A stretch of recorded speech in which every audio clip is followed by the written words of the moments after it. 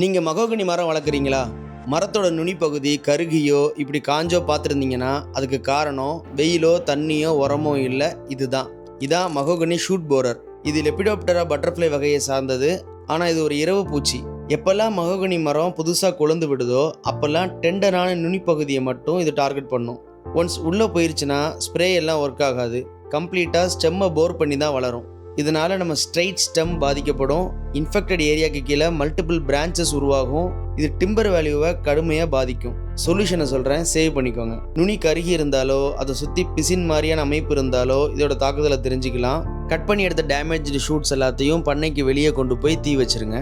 இதுக்கு கீழே வளரக்கூடிய ஷூட்ஸை நம்ம லீடராக ட்ரெயின் பண்ணணும்.